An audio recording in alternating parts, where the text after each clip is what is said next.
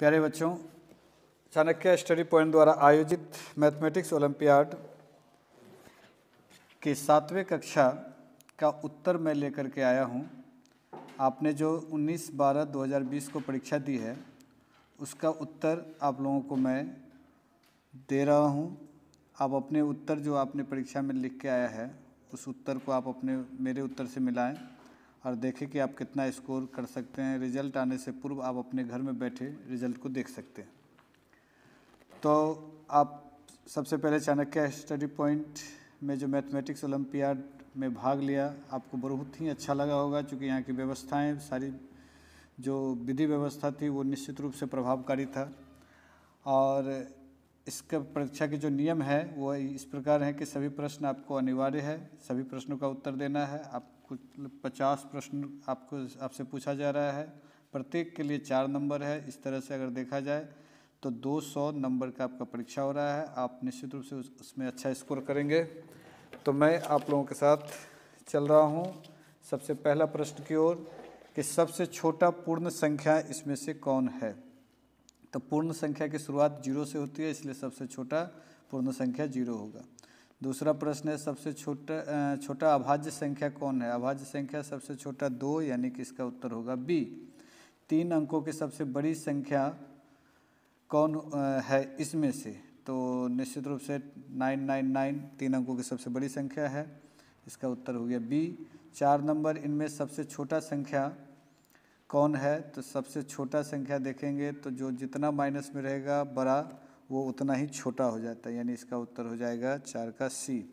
5 number में आते हैं इनमें से कौन क्रम विनिमय पर आधारित है। तो 3 गुना 2, 2 गुना 3, ठीक है। 7 गुना 2, 2 गुना 7 यानी दोनों, तो इसका उत्तर हो जाएगा सी। प्रश्न संख्या 6 की ओर बढ़ते हैं। 16, 20, 24 का मौसौ क्या होगा। ऑप्शन 220, 230, 240, 300। ये ज़रा सा मिस्टेक है जिसमें आपको नंबर मिल जाएगा, क्योंकि इसमें प्रिंट में मिसिंग है। ये मौ की जगह होना चाहिए लॉ 100, तो इसका ऑप्शन इससे मैच करता है। अगर हम लोग लॉ 100 को लेकर के चलते हैं, यानी कि प्रश्न को बदल देते हैं कि मौसौ की जगह लॉ 100, तो इसको अगर हम लोग सॉल्व करते हैं तो देखते हैं कि इसका उत्तर आता है क्या। तो आप इस प्रकार से लॉ 100 बनाए होंगे, 2, 4, 6, फिर अगर 2 से देते हैं तो 2, 2, तो इसका हो जाएगा 2, 5, 3। तो अब इसको सॉल्व करें। 5 दिया 15, 2 30, 2 60, 60 2 120, 120 2 240। तो इसका उत्तर इस प्रकार से अगर देखा जाए तो इसका उत्तर हो जाएगा सी। लेकिन चूंकि यहाँ पर तो मौसौ है, अगर मौसौ को हम लोग बनाए इससे कि 2 पे 16 यानी 2 पे पावर 4, 20 हो गया तो 2 पे पावर 2 गुना 5, 24 हो गया तो 2 पे पावर 2 गुना 6। तो इस तरह से कॉमन आ रहा है 2 पे पावर 2, यानी 4 उसका मौसौ में उत्तर होता है। तो चूँकि ये प्रश्न ही का ऑप्शन या प्रश्न में मिसप्रिंट है तो ये आपको पूरा नंबर मिलेगा संस्थान की ओर से। लेकिन अगर ये लॉ 100 होगा तो इसका उत्तर होगा 240, और अगर मौसौ होगा तो इसका उत्तर होगा 4। 7/5 में अंश कौन है। निश्चित रूप से नीचे वाले को अंश कहा जाता है, यानी इसका उत्तर होगा बी। 6 नंबर 7 के बाद 8 नंबर पे आते हैं। 625 के गुणनखंड में 5 कितनी बार होगा। तो 5 गुने 5 गुने 5 गुने 5 अगर करते हैं तो 5 गुने 5 25 गुने 5 गुने 5 5 गुने 5। तो इस तरह से देखते कितना बार आता है, 4 बार, यानी इसका उत्तर हो जाएगा 8 का सी। फिर आते हैं 9 नंबर, 4/5 का दशमलव निरूपण क्या होगा। तो 8 पंचे 40, 0.8, यानी इसका उत्तर हो जाएगा 0.8। 9 नंबर, 2 का योज्य प्रतिलोम क्या होगा। निश्चित रूप से ये -2 यानी बी होगा। हम लोग 11 नंबर पे आते हैं। त्रिभुज के तीनों कोनों का योग कितना होता है। सर्वविदित है 180 डिग्री होता है। 90 डिग्री को क्या कहते हैं। तो 90 डिग्री को समकोण कहते हैं। इसके बाद है 13 नंबर में कि 34,658 को 0 से गुना करेंगे। तो मैं बता दूं कि किसी भी अंक को अगर 0 से गुना करेंगे तो उसका रिजल्ट हमेशा 0 आएगा। इस हिसाब से देखा जाए तो इसका उत्तर हो गया 0। 9 पर स्क्वायर क्या होगा। तो 9 गुने 9 यानी 81। अगर इसको बोर्ड मास को सॉल्व करेंगे तो ये क्या आएगा 15 का। तो 15 में आप देखेंगे कि इसका उत्तर आ जाएगा 6 4 10, 10 5 15, 5 3 15, 0, यानी कि हो गया 0। बोर्ड मास में बी का अर्थ क्या होता है? तो बी फॉर ब्रैकेट, यहाँ पर ब्राइट बाइट इनमें से कोई नहीं, क्या होगा? ब्रैकेट, यानी कि 16 का उत्तर हो जाएगा ए। 17 की बात करें, 3 गुना 5 और बराबर 5 गुना 3 किस गुण पर आधारित है? अगर 17 नंबर की बात करें तो ये सहचर्य नियम पर आधारित है। इसके बाद है 17 के बाद 17 नंबर को सॉरी ये 17 नंबर का उत्तर हो जाएगा डी, क्रम विनिमय पर आधारित है, चूँकि क्रम बदल रहा है।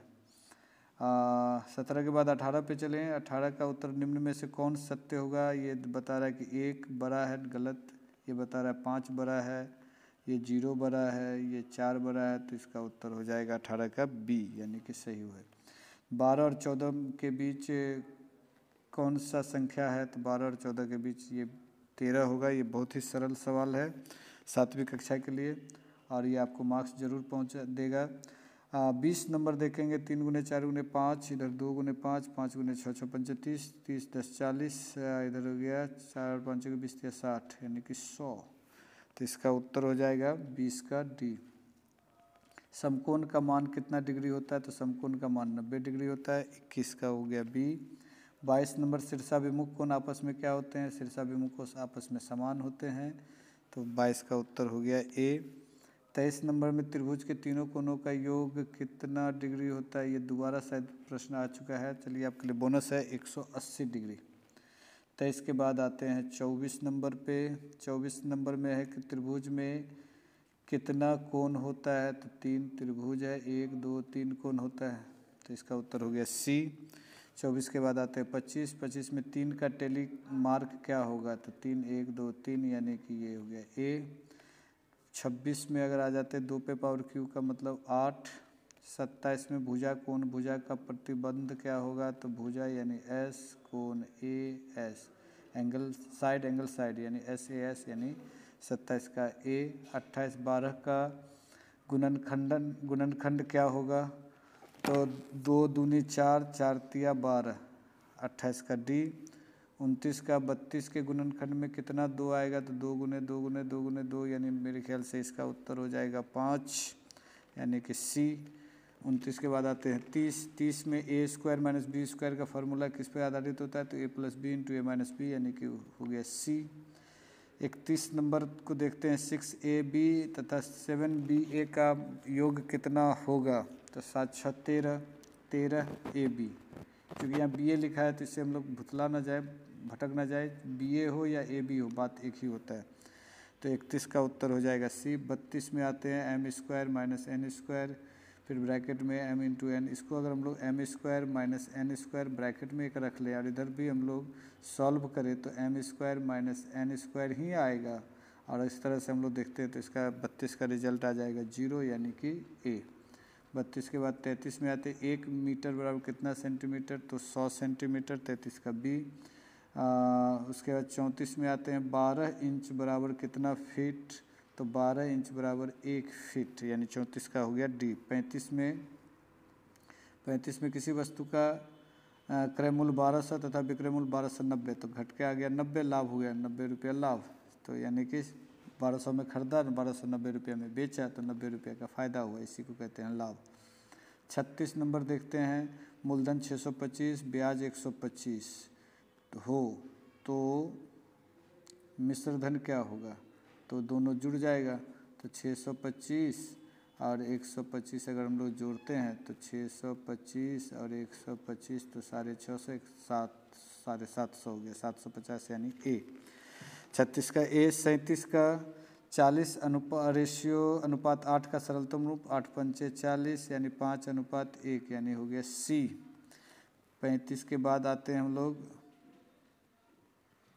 37 के बाद 38 में 20 का भिन्नात्मक का 20% हटा तो 100, 20 पंचे 100, 1:5, यानी सी। 39 में देखते हैं, 39 1/20 का प्रतिशत में बदलते हैं, तो 1/20 प्रतिशत में 100, 20 पंचे 100, यानी 5%, तो इसका उत्तर हो जाएगा 5%। 39 का 5%।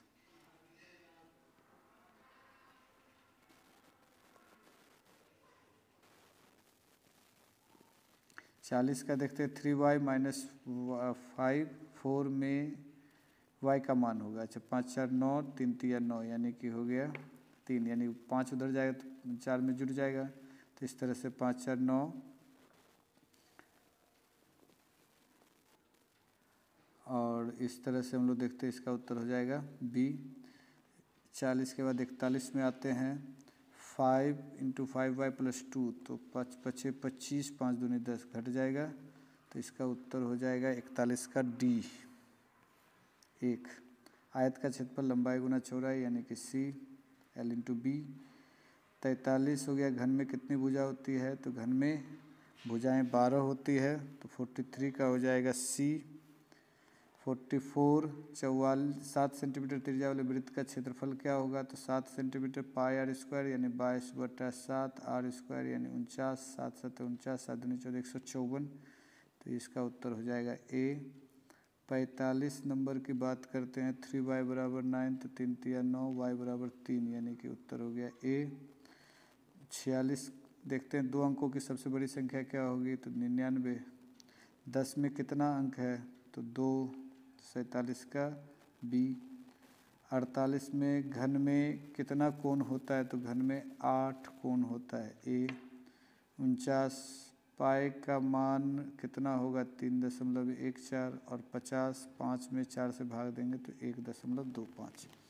तो इस तरह से प्यारे बच्चों आप लोगों को मैंने 50 प्रश्न का सही उत्तर इस वीडियो के मार्फत से दे रहा हूँ और आप इसको मिलाएंगे और देखेंगे कि आपने कहाँ गलती किया है और आपके कितने सही अंक मिल रहे हैं और आप निश्चित रूप से जो है पारितोषिक के हकदार होंगे। तो हम लोग मिलते हैं अगले क्लास में। आपको अग्रिम बधाई कि आप बेहतर करें और चाणक्य स्टडी पॉइंट का और अपने आसपास के बच्चों को प्रोत्साहित करें और अपने माता पिता का नाम रोशन करें। बहुत बहुत धन्यवाद।